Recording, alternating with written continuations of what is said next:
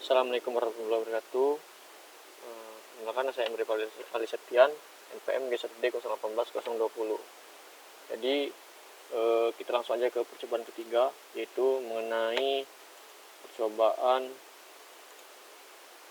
mengukur atau membuat transistor bipolar menjadi saklar dengan kontrol tegangan pada kaki basis. Nah, jadi kita di sini bertujuan untuk membuat transistor tersebut menjadi saklar sehingga dapat mengontrol tegangan pada kaki basis. Nah, untuk yang ini nih kita lakukan sama seperti tadi, memvariasikan nilai tegangan. Pemvariasian nilai tegangan di sini kita lakukan untuk yang kaki kolektor 2, 12, 24 volt, dan untuk yang kaki basisnya itu sebesar 2, 4, 10, 12, 16, dan 24 volt. Kemudian kita lihat perubahan yang terjadi pada relay dan motor yang terhubung langsung dengan kaki basis. Jadi kita lihat perubahan yang terjadi pada motor atau relay yang setelah kita melakukan variasi tegangan. Yang pertama sama seperti tadi, kita buat misalnya ini tegangannya kita buat 4 volt sesuai dengan variasi yang diminta misalnya. Sedangkan basis dibuat misalnya 4 volt.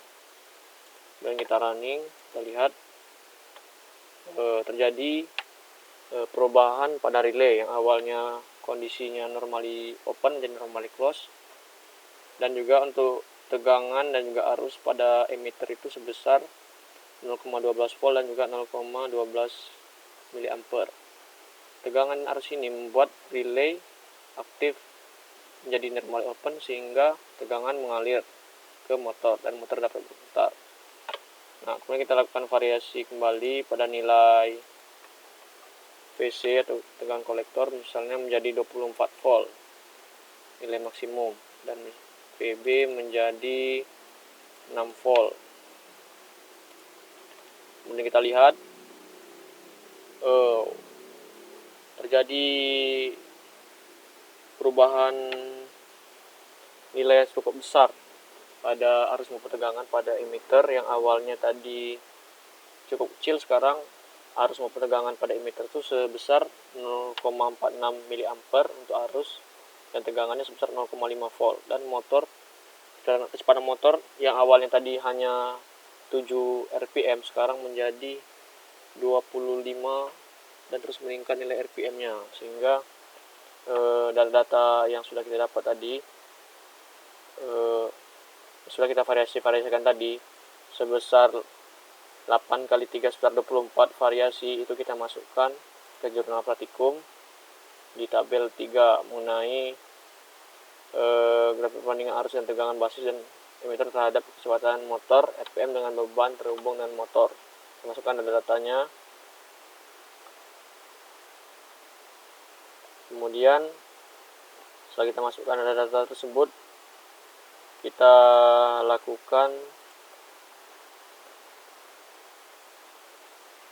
analisis pada grafik. Jadi kita lihat grafik pada percobaan ketiga. Jadi dapat lihat pada grafik itu tegangan maupun juga kecepatan motor itu berbanding lurus. Pada saat tegangan kurang lebih bernilai 200 mV, itu kecepatan motornya itu kurang lebih berada di antara nilai plus minus 10 volt, 10 rpm.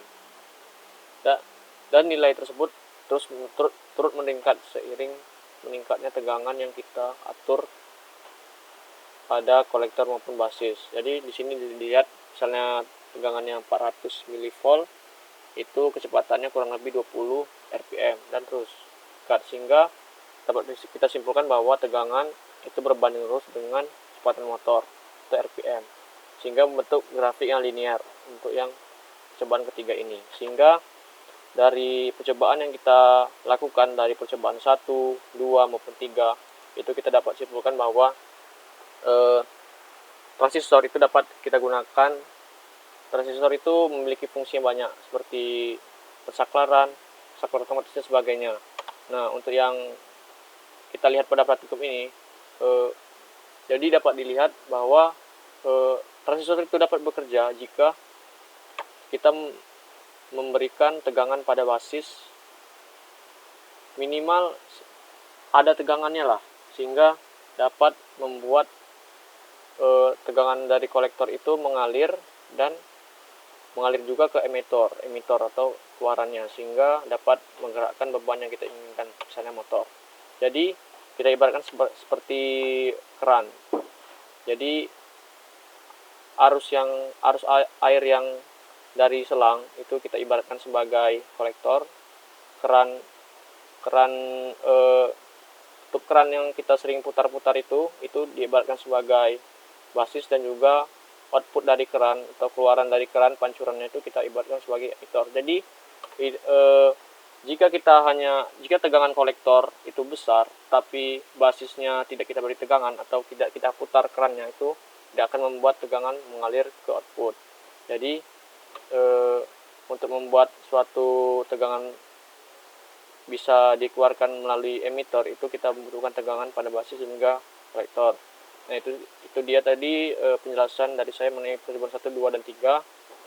Apabila saya ada salah kata, saya mohon maaf. Pada Allah saya menampung. Wabillahi taufiq wal hidayah. Wassalamualaikum warahmatullahi wabarakatuh.